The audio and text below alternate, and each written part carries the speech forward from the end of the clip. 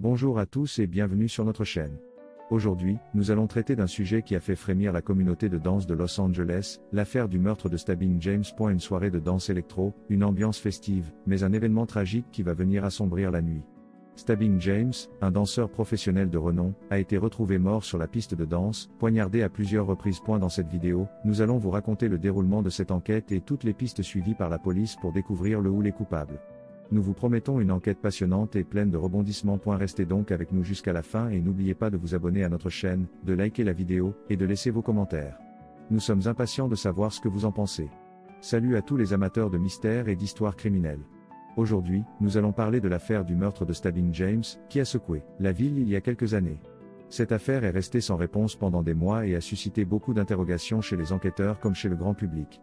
Tout a commencé lors d'une soirée dansante dans un club branché de la ville.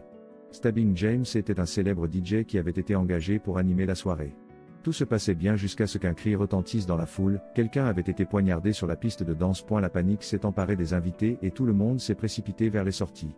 Quand les secours sont arrivés sur place, ils ont découvert le corps sans vie de Stabbing James, poignardé à plusieurs reprises. L'enquête qui a suivi n'a pas permis d'identifier formellement le coupable. Les témoins étaient nombreux mais leurs déclarations étaient souvent contradictoires ou peu fiables en raison du chaos qui régnait lors du drame. Les enquêteurs ont toutefois réussi à établir que l'arme du crime était un couteau suisse avec une lame très fine et très tranchante. Ils ont également découvert des traces ADN sur le manche du couteau, mais celles-ci ne correspondaient à aucune personne connue des services de police. Les rumeurs ont alors commencé à circuler dans la ville, certains accusaient un rival jaloux ou une ex-petite amie éconduite, tandis que d'autres soupçonnaient un règlement de compte lié au monde de la nuit. Malgré les efforts des enquêteurs, l'affaire du meurtre de Stabbing James est restée non résolue. Les années ont passé et le mystère reste entier. Qui a tué Stabbing James? Pourquoi? Et comment a-t-il pu s'échapper sans être vu? Cette affaire tragique nous rappelle que la violence peut surgir n'importe où et n'importe quand, même dans les endroits les plus festifs et conviviaux.